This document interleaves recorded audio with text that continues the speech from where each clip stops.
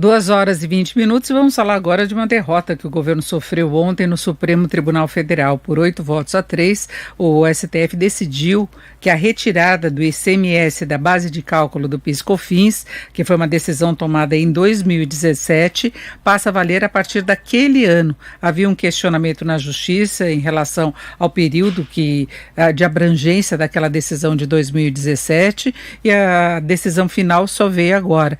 Isso implica aí perdas de arrecadação para o governo. Muitas empresas, inclusive, incorporavam a devolução desses recursos no próprio balanço. Mas nós vamos falar com mais detalhes sobre o impacto dessa decisão agora com o Eduardo Fleury, que é advogado tributarista. Eduardo Fleury, boa tarde. Boa tarde, Denise. Tudo bem? Boa tarde, ouvintes da Jovem Pan. Bom, houve muita discussão em relação a essa decisão do Supremo, houve uma certa divergência, inclusive, em relação à posição dos ministros ontem, para atenuar o impacto. O governo fala de uma perda da ordem de 258 bilhões de reais. Eu queria saber sua avaliação. Bom, vamos falar o seguinte. Primeiro, a gente não pode dizer exatamente, Denise, que houve uma derrota, porque isso já estava esperado há bastante tempo, né? Essa derrota já estava, digamos, desenhada há pelo menos 3 anos.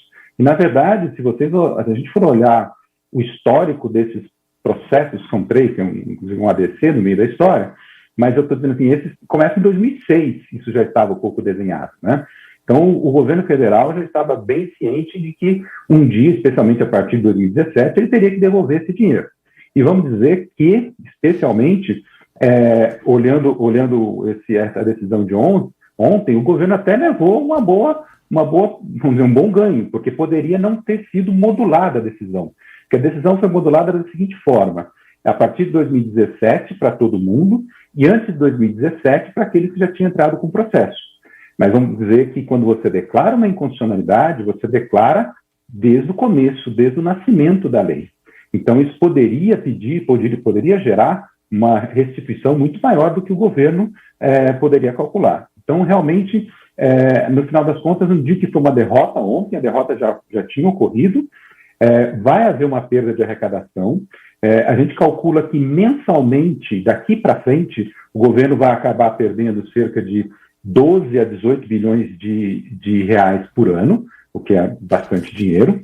E, além disso, né, vai se pedir restituição ou devolução ou compensação do período de 2017 para cá, né? Então, todos os contribuintes poderão, digamos assim, solicitar essa restituição de 2017 para cá.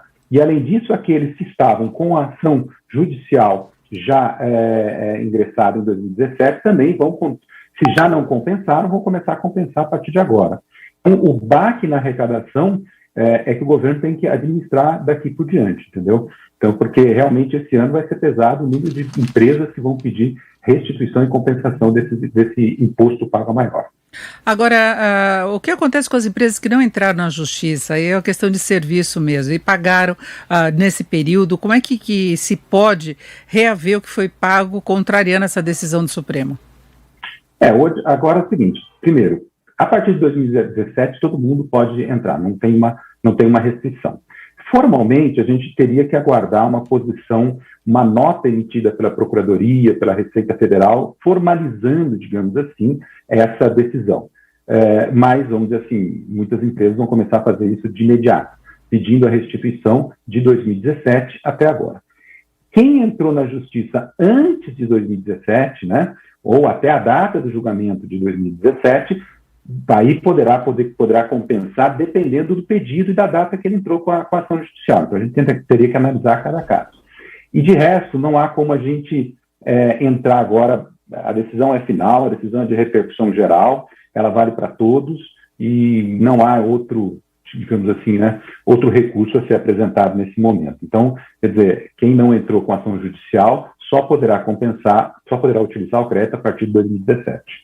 Havia uma grande preocupação por parte das empresas que vinham já reservando esses recursos, incorporando nos balanços o que teria sido pago a mais, caso a medida só começasse a valer a partir de agora, que era o que o governo reivindicava, e não desde 2017, né? Mas vamos dizer assim, o governo podia reivindicar, mas, Denise, vamos pensar bem, você tem uma decisão em 2017, né? e dizendo que é inconstitucional, você vai dizer que ela só tem validade a partir, vamos dizer assim, de hoje, 2021, quer dizer, nossa, olha, é inconstitucional, mas vamos deixar ela mais inconstitucional mais um tempinho, né? Mais 4 anos, não faz sentido, né? Realmente, assim, é uma modulação que seria absurda, do meu ponto de vista, pedir que essa inconstitucionalidade só passasse a valer a partir dessa decisão, da decisão que foi tomada ontem. Então, também o governo sabia que seria muito difícil você ter uma modulação dessa maneira. Eu acho que o governo estava bem preparado para isso. Quer dizer, o Paulo Guedes foi conversar com o presidente do Supremo na semana passada, ou retrasada, se não me engano, e é óbvio que ele estava sabendo que que não havia essa expectativa de ter uma decisão dizendo que só vale a partir de agora. Então, quer dizer, a partir de 2017, ainda, na minha opinião, saiu uma boa conta para o governo, né? Agora, isso demonstra a necessidade de nós termos uma reforma mesmo, né? Uma reforma tributária. A gente tem muitas distorções do sistema tributário, como essa de incidência de um tributo sobre o outro, tem todas as divergências de legislação, tem aquelas brechas que dão margem para questionamentos na justiça, que é um outro problema, outro custo implícito nessa complexidade do sistema tributário brasileiro, além de toda a dificuldade de entendimento, excesso de legislação, não é? Eu vou dizer o seguinte, o sistema tributário brasileiro, ele não é transparente.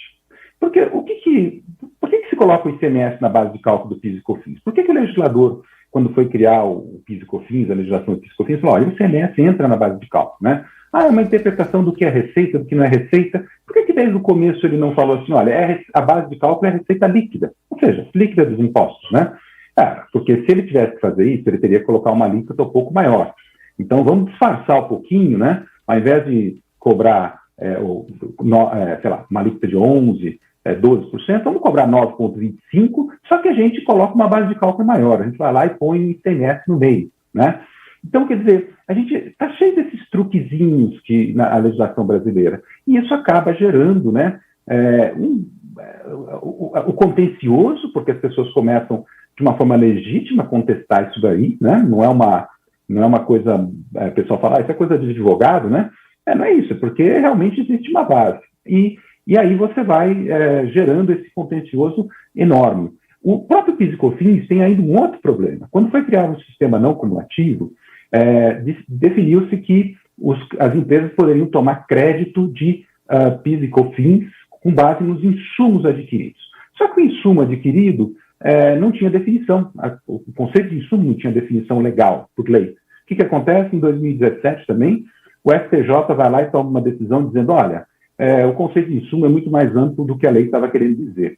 E mais créditos, mais restituição, mais contencioso e mais perda de receita para o governo. Quer dizer, por que isso aconteceu? Da mesma forma que eu digo, falta de transparência, Denise. Veja, você poderia perfeitamente falar assim, olha, vamos fazer um sistema não cumulativo puro? Vamos. Aí o que acontece? Teria que fazer uma alíquota maior, porque se eu estou não cumulativo puro, eu tomo crédito de todas as minhas despesas. Só que a alíquota teria que ser maior. Então, politicamente, não vale muito a pena. Então, quer dizer, essa falta de transparência no sistema nos leva à necessidade de fazer uma reforma tributária que tenha mais simplicidade. Não existe um sonho de fazer qualquer reforma tributária que vai acabar com todo o contencioso, que vai acabar com toda dúvida, porque isso não vai existir no Brasil e em nenhum lugar do mundo. Mas você pode reduzir substancialmente se você diminuir o número de impostos, né, ficar de preferência com um imposto do consumo, e além do mais, um sistema mais simples, um pouco mais toma crédito de tudo, não existe restrição, não existe tantas diferenças na hora de vender o produto, em termos de tributação, alíquotas diferentes. Então, enfim, eu acho que é muito necessário, e mais do que nunca, agora o governo federal tem que resolver o problema do PIS e COFINS. Ele já está aí parado, como eu disse, já faz muito tempo que ele está por aí, ele tem que resolver com uma CBS, com essa proposta que ele tem, ou com a proposta aí da reforma tributária mais ampla, mas ele tem que resolver esse problema, não pode adiar mais. A arrecadação do PIS e COFINS, que é muito importante para o governo, é cerca de 300 bilhões no ano passado, é muito dinheiro, é quase uma parte substancial da arrecadação federal. O governo realmente precisa resolver o problema do PIS e COFINS. Perfeito. Ouvimos aqui Eduardo Fleury, que é advogado tributarista, sócio fundador da FCR Law. Eduardo Fleury, muito obrigado. Uma boa tarde. Muito obrigado, Denise. Um grande abraço a todos. 2h30, um rápido intervalo. Daqui a pouquinho, muito mais informação para você aqui no Jornal Jovem Pan. Nos acompanhe também em vídeo pelas plataformas da Jovem Pan News e também no Panflix, o aplicativo da Pan. Até já.